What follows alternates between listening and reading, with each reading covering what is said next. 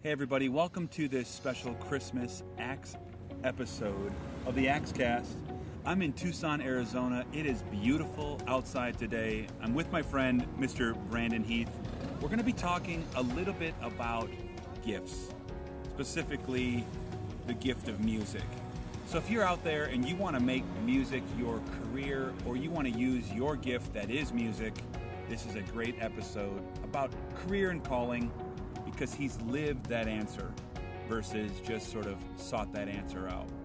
So excited to bring this to you. We're here, you're here, grab your axe, let's swing away.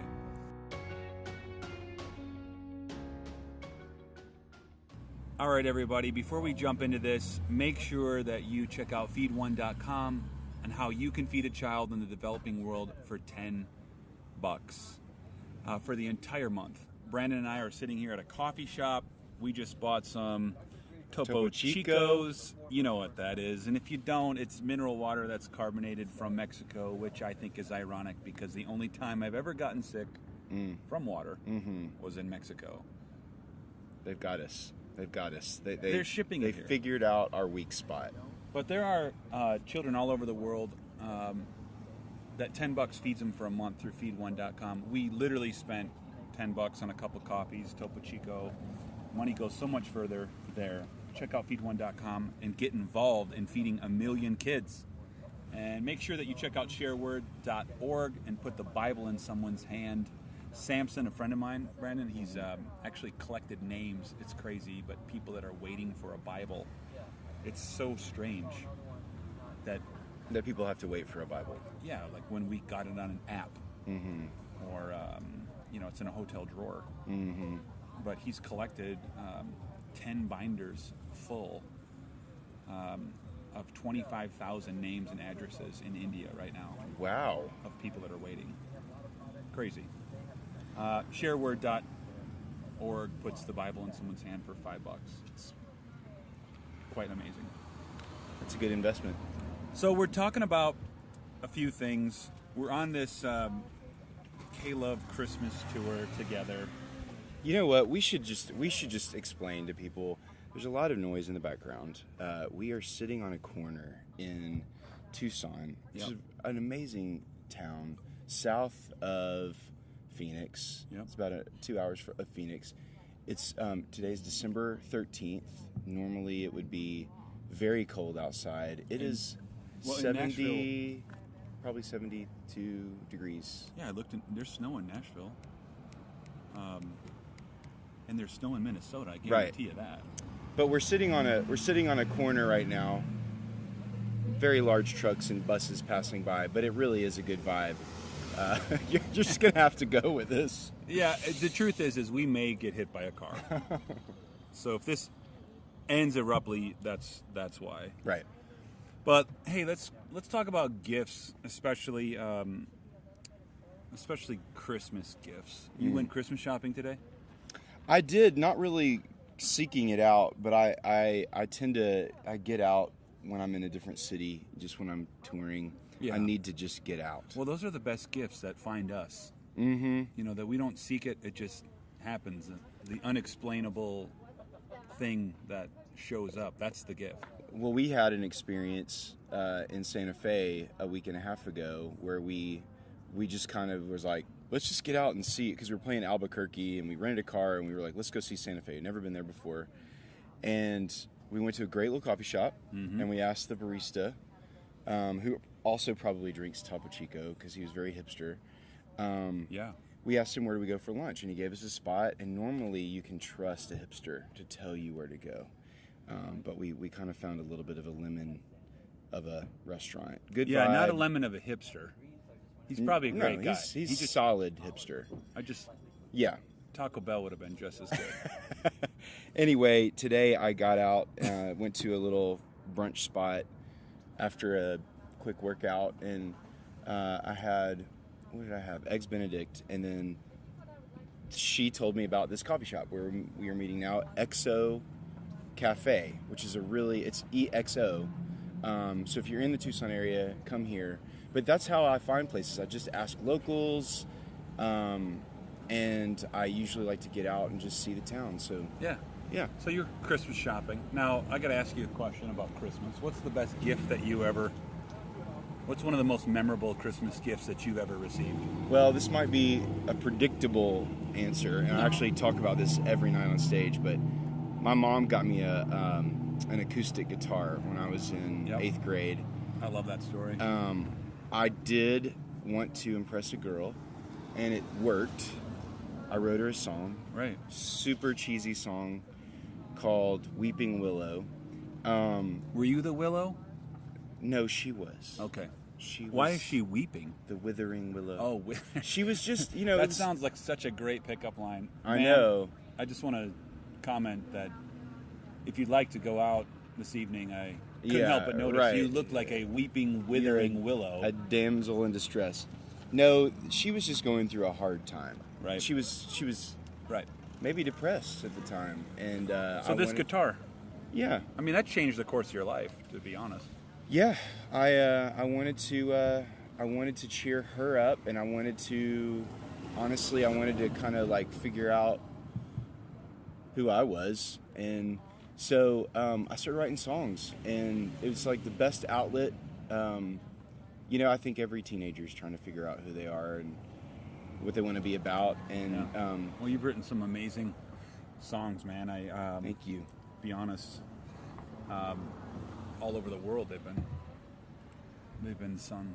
I had a great Christmas gift one year, and I too talk about this from stage on this Caleb tour with you. It was when my grandmother gave me the complete book of vitamins on paperback, unabridged. Wow. I was 12. Were you just really into vitamins? No, I think my grandma was just really weird. But she gave me the complete book. I mean, I knew, like, it was indexable, so you could find out what riboflavin was or how does vitamin C help your body. And Dude, can I give you a tip real quick before we keep going? shoot. Feel free to edit this out. Okay, will do. I struggled with, I had warts on my hands for years and years and years. And I'd go to the dermatologist, they would take care of it, they would kind of burn it, and it would go away and then it would come back. Somebody told me if you take a large amount of vitamin A, and I don't remember the exact amount, and people are going to want to know this, but I want to say it was, and that was a wreck that we just witnessed. Oh man, I don't know if you heard that, but this guy just literally ran over one of those pylons for construction. I think his car's okay. Maybe a little ding. Anyway, back to the vitamin conversation. So If you take a lot of vitamin A, it goes away. it totally worked. I have not had one wart on my hand, kneecap. I used to get them on my knees and my hands. Haven't had them since. Vitamin A. Hey, Brandon is revealing an important truth to those of you that are listening with warts on your kneecaps. Let me just say, Merry Christmas to you. And what's funny about that, it's that solution probably was in that book of vitamins my grandma gave me. I should have read it. Well, crazy gifts. We know Christmas is about that at some level, but let's be honest, it's not all about that. But I think about the gift of music. When we start talking about gifts, there's a few things I think that God has just given us, and music is definitely one of them. Yeah. I've never met a person that doesn't like music. Yeah, it just helps us access. Well, let me ask you. I mean, why do you think music is such a gift?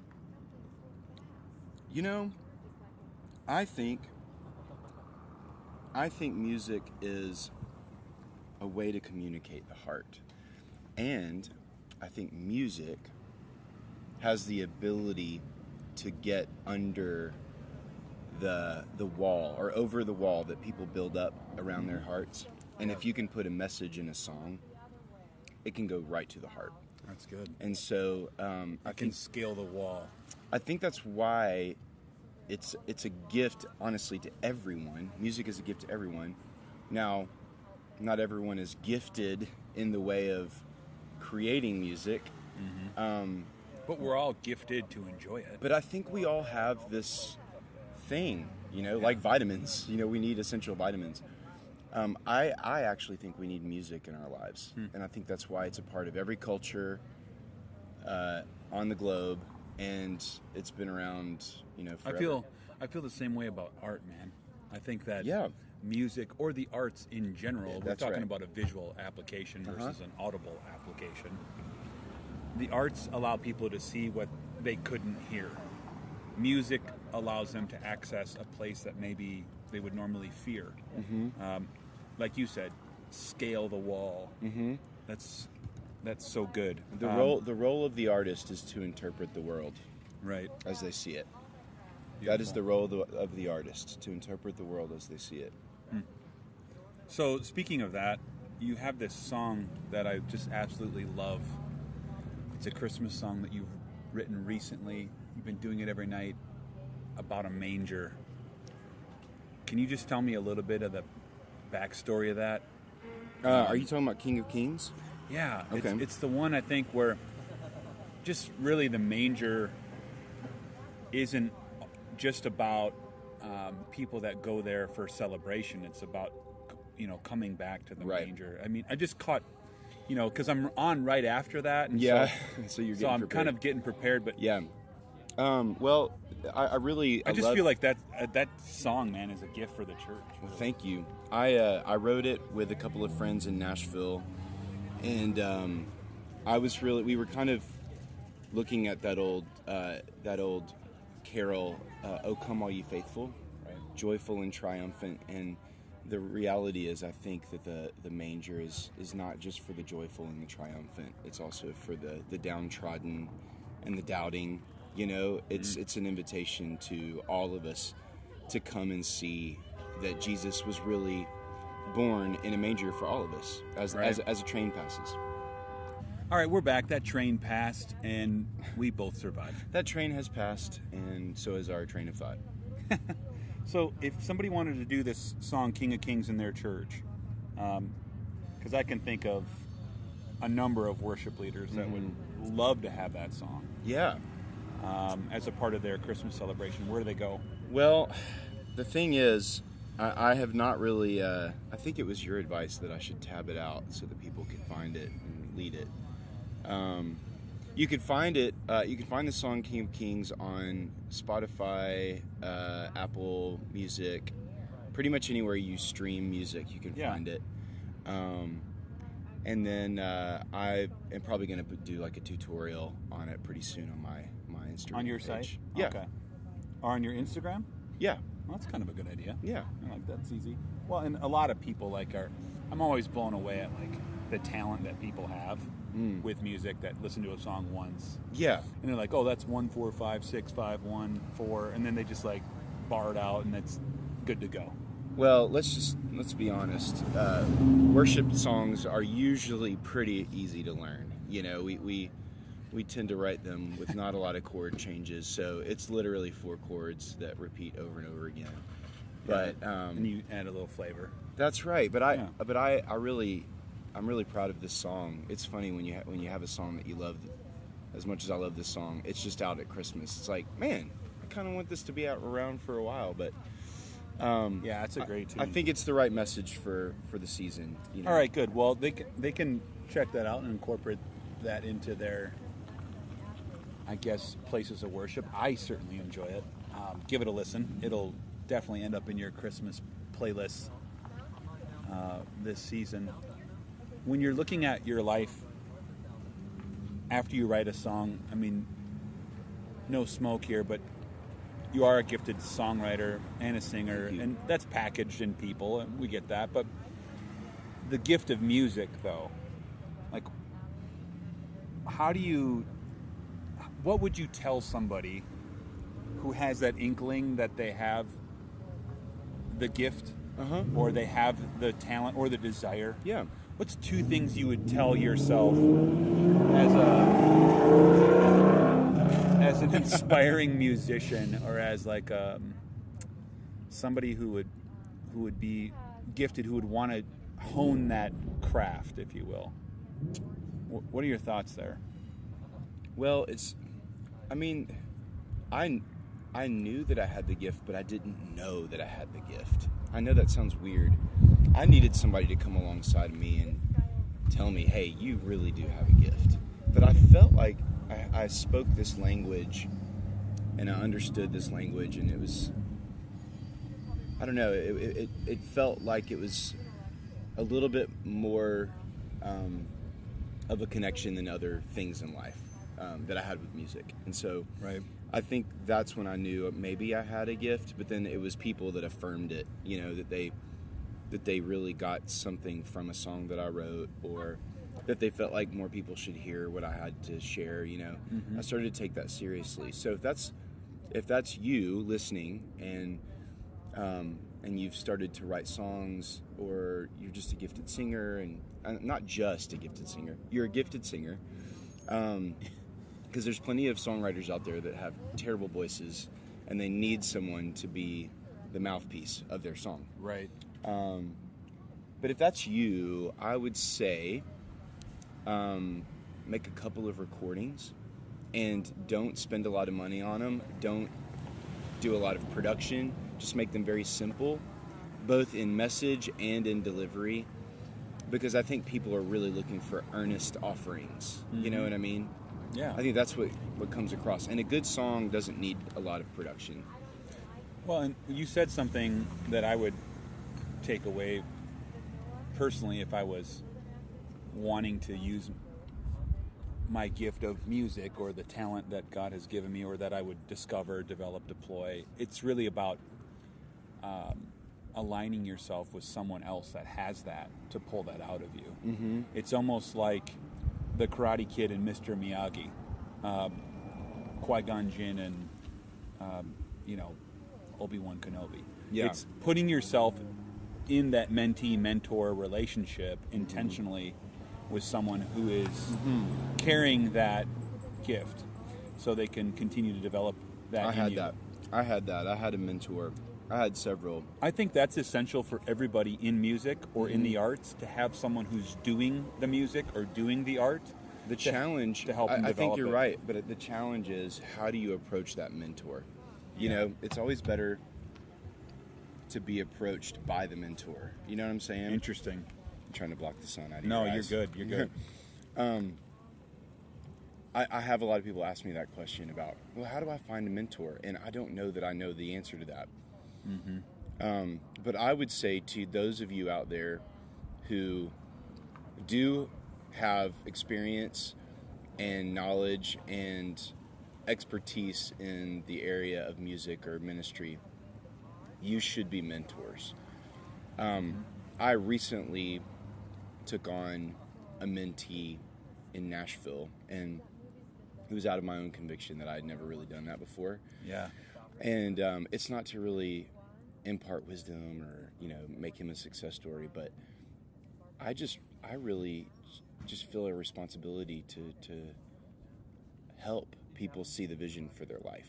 Yeah, you know what I mean? To do what has happened to you. Mm-hmm. And that's really honestly why the Axe Academy even exists. Oh, man. Is to do that Mm-hmm. in a different landscape where people do need to sharpen themselves in those 7 areas, but it becomes something where it's not about what Brandon Heath is doing. It's not? It's no. Oh. Contrary to popular belief, you start looking at it in the lens of, it's about who is Brandon Heath building to do. Mm-hmm. And that's the responsibility, I think, of every singer-songwriter who's had an element of success, is don't forget where you came from and bring somebody with you. And when you do have the success, don't fool yourself in thinking that it'll always be there. Yeah. You know what I mean? Because I've been doing it long enough where I've gotten to see some ebbs and flow in the season of success, if you want to call it. So let's talk about that, because there is a difference, I think, in people that deal with music as like their gift. It's something they do for fun. Mm-hmm. I think we're all gifted, and when we return those gifts, we use those gifts. We don't really compare those gifts. a gift that's given back isn't really compared. When we monetize that gift, it becomes a talent, or it falls into the line of career, let's say. Yeah. And in that space, that's when we compare. That's when we start going, well, this song, this person, this platform, this singer, this songwriter, this musician, this guitar player, like specifically in your world. When people are at their church or they're playing music as a gift, right, where they're making it and giving it away, they don't really compare it like someone who does it for a career, who makes it with the intent of, yes, giving it away, but also having it fall in the line of an exchange of currency. I mean, this is a song that becomes something that's birthed, but also a form of revenue, if you will. So that really kind of falls into the career, I guess, category. Yeah. So how do you think? Well, let me rephrase. What are sort of three, maybe less, maybe more things that come to mind that you've learned that someone who wants to make music a career that they would need to know? I think you need to know that it is not an easy path, and anybody could probably guess that, but it takes a lot of humility, because you're going to get a lot of no's. You're going to be humiliated. So I think a musician, man, I was recently reading this thing. It was posted on a friend of mine's Instagram. I might just read it if I can. Yeah. But it basically is talking about, how the musician just kind of gets a bad rap every once in a while, because, like, it's not the most impressive thing to tell your father-in-law that, well, I want to pursue a career in music. He wants to make sure that his daughter is taken care of, Oh, yeah. I'm going to read you this. Musicians are some of the most driven, courageous people on the face of the earth. They deal with more day-to-day rejection in 1 year than most people do in a lifetime. Every day they face the financial challenge of living a freelance lifestyle, the disrespect of people who think they should get real jobs, and they own fear that they'll never work again. Every day they have to ignore the possibility that the vision they have dedicated their lives to is a pipe dream. With every note, they stretch themselves emotionally and physically, risking criticism and judgment. With every passing year, many of them watch as other people their age achieve the predictable milestones of normal life. The car, the family, the house, the nest egg. Why? Because musicians are willing to give their entire lives to a moment, to that melody, that lyric, that chord, or that interpretation that will stir the audience's soul. Musicians are beings who have tasted life's nectar in that crystal moment when they poured out their creative spirit and touched another's heart.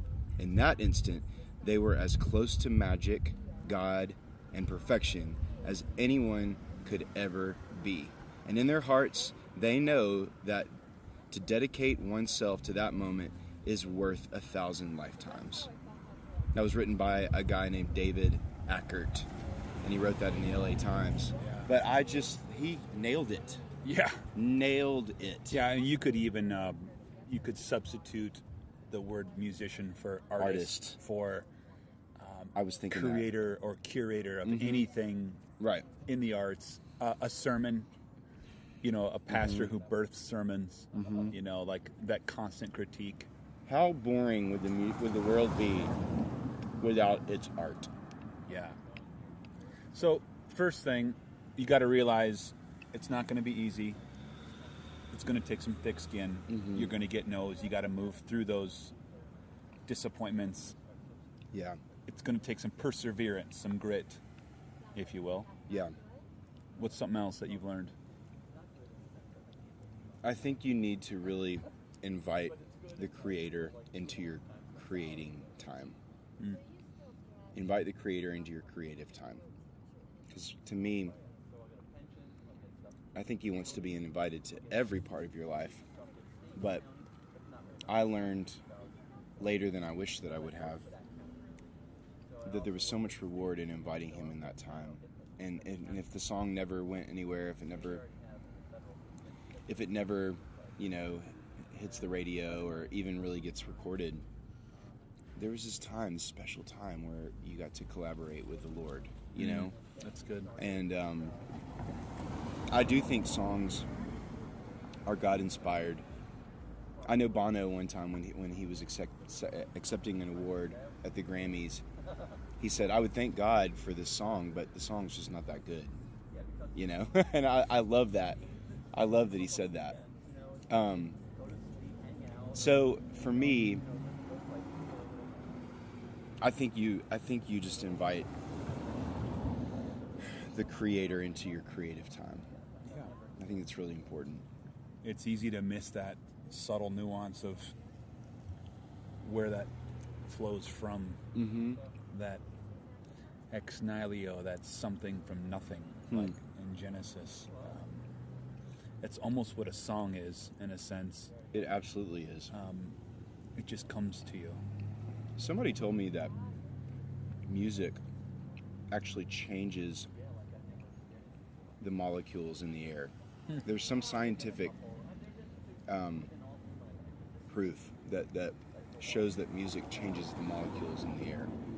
That's a trip. And I know that I feel that because it changes the makeup of my being. Right. A song can really dispel worry or fear or anxiety. It can make me remember things that I've forgotten. It's powerful. Yeah. Alignment in relationships when it comes to music, as a career, dealing with disappointment and the proverbial no, moving through those seasons, inviting the Creator into the creative process. And then what does that look like from a business perspective? Mm-hmm. What are some thoughts on that, where someone what do they need to get good at when it comes to understanding how to actually monetize or create income when it comes to music as a career? There is some risk involved in music. It is not a safe bet, And so sometimes you're going to spend money on recording a song or a photo shoot or whatever it is. Right. And it may not pay for itself. So I would say calculate your risk a little bit. Don't go crazy just for the sake of, good art doesn't need a big budget. Right. A good video does sometimes. But I don't think good art needs a big budget. But so kind of know what your confines are, and don't be irresponsible with either the money that you saved or maybe the money that has been given to you. I had some investors in me early on when I had no money, and none of them really got a return as far as like a percentage or whatever.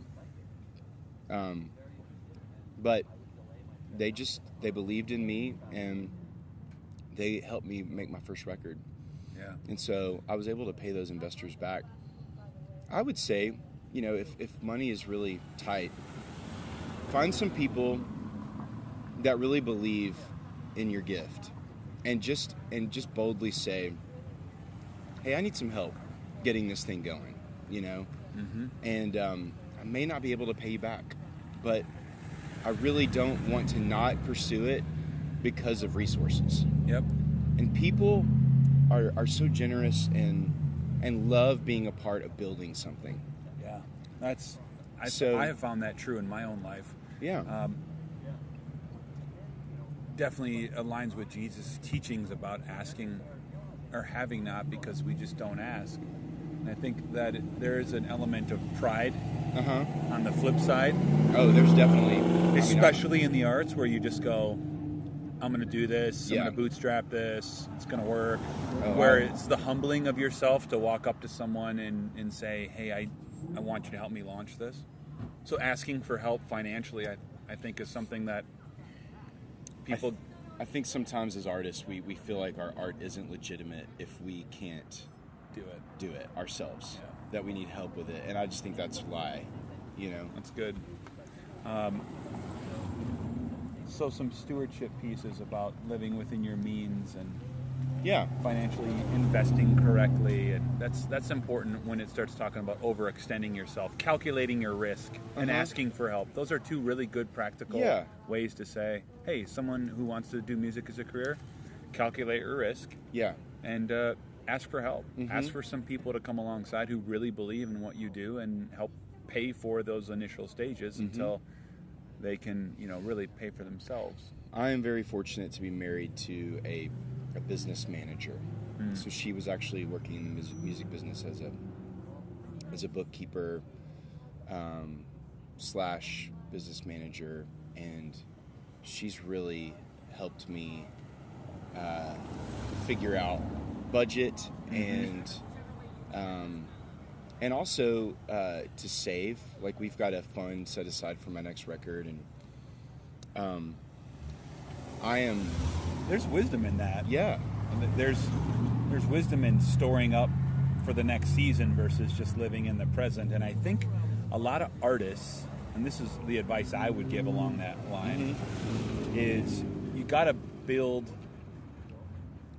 your future by investing into it, in a sense. I think a lot of people that do or that thrive in the arts, if you will, over the long haul of life, have this control when it comes to the outflow of themselves, regarding they have a song, they have a piece of art that goes, something happens, something hits, something clicks. That money stays versus just there is no new car, there is no larger house. That money stays to feed when there is not that song. It's almost that storehouse principle that's being put away, so when it is a dry season in the art, you have something to pull from. That's a skill I don't think people talk about enough in the music business or in music career, is investing in tomorrow with what you have today, and the fruit that you're eating from should be somewhat lived on, but also then somewhat replanted, those seeds. Right. So you have fruit to live on tomorrow. I've had to do that in the course of my own life, is to continue to be smart for tomorrow and not be frivolous in today, financially. I think it also, yes, save, but I think also have faith. You're stepping into a kind of a scary season, and it's gonna require a lot of faith. But then again, when do we not need to have faith? Yeah. You know what I mean? There's not a time in life when we don't need to not have faith.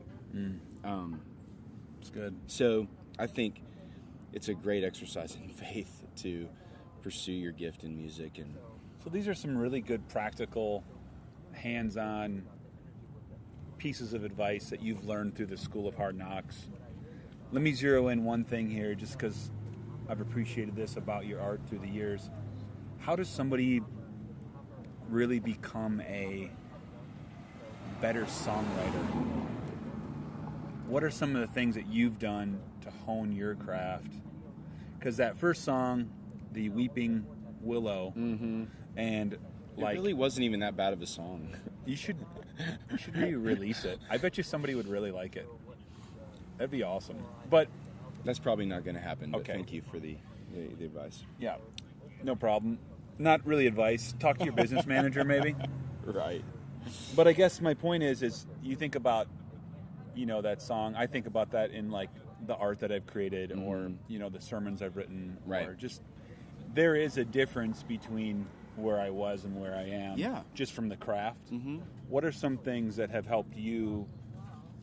I guess, what have you done intentionally to get better at what I do? To be a better songwriter. Yeah. Is that possible, or is that something you just do because you're doing it? Better is so subjective. So exactly. That's hard to really say, you know, if I'm a better songwriter now than I used to be. But I do feel like I've honed in a little bit on the craft. I feel like I've also lost some specialness. When I was a new artist, there was no record deal, there was no publishing deal, there was no success. It was just, I do this because I love it, and I do it because I feel like I have to do it. You know, have to as in that's what I was made to do. It's easy for us to lose the magic. Yeah. So when you start getting some success, and you start making some money at music, you kind of start to believe that is what should drive your music. And I would say push against that for sure. As far as your skill as a songwriter, I would say just be willing to boldly go where no man has gone before. Nice. Just be willing to take risks in your songwriting. I think that's what makes a better songwriter. Because they're learning. You know, they haven't gotten complacent or... Yeah, they're pushing themselves past what they can do into a spot where maybe they're not comfortable. I think that's what art is supposed to be. It's pushing the limits. You know, it's not, well, it is imitating, but it's not exactly duplicating, you know. Imitate who you are influenced by, but put some of your own mojo in there. You know what I mean? Yeah. None of us are truly original. Yeah, what I would tell a songwriter or an artist or anybody in the arts that wants to be a better songwriter, better artist, is curate consistency. If you can curate the consistency, you will continue to get better at whatever it is. It's like when you go to the gym, you work out one day, you go home. Probably haven't had many gains. You look in the mirror. You were there for 25 minutes. You look the same. You're talking about me today, actually. Yeah, but you do that over a series of months. Right. That 25 minutes, 5 times a week. All of a sudden, your body does change. You start seeing results. And you realize you're in better shape than you were. And it's not necessarily that one song that did it. It's the fact that you have been curating consistency in writing songs. It's not that one painting that you arrived at, that one piece of art that you made that went viral was the thing that got you there. It's the consistency of all of the little paintings that brought you there. Yeah. It's curating consistency in your songwriting or in your painting or in the arts, that you do it every day or at least every week over a consistent number of time, and you multiply that exponentially. Then all of a sudden you're writing a song like King of Kings when you started out writing a song, you know, Weeping Willow. So think about all the songs in between there, though.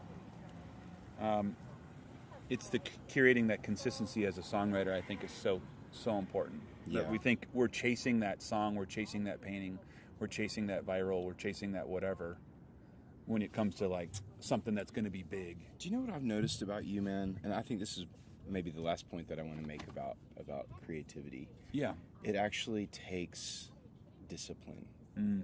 And man, I've been with you for 2 weeks now, and I've just seen how disciplined you are to sit down and work.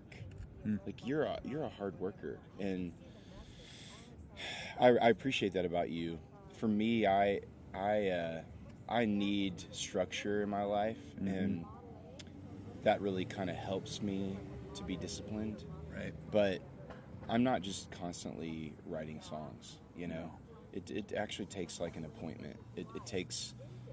Often it takes me writing with someone to get something done, because I'm like, well, I've got them in the room. I don't want to waste their time, you know. So it really kind of helps to have people collaborating with me. Right. But yeah, it takes discipline. Yeah. Let's end with that, because I think that's a really good practical piece when it comes to just being a better songwriter. Just that collaboration, that discipline, that stretching that muscle, working that out, letting the music come Well, thank you for telling me that I'm a good songwriter. Dude, you know that. You've given me the fuel to go on stage tonight. Yeah, we're finishing up this K-Love Christmas tour, hoping that you have an amazing Christmas season. If you have never heard of Brandon Heath, So have a lot of people not heard of Brandon Heath. Feel bad, but don't delay. Check him out on Spotify. Check his website out. You will appreciate the honesty in his music as well as just the singability. And it's one of those songwriters out there that are truly asking the question, not what is going to be on the radio, but what is in his heart. And there's a difference. And it's palpable in the room every night. I've had the honor of seeing that.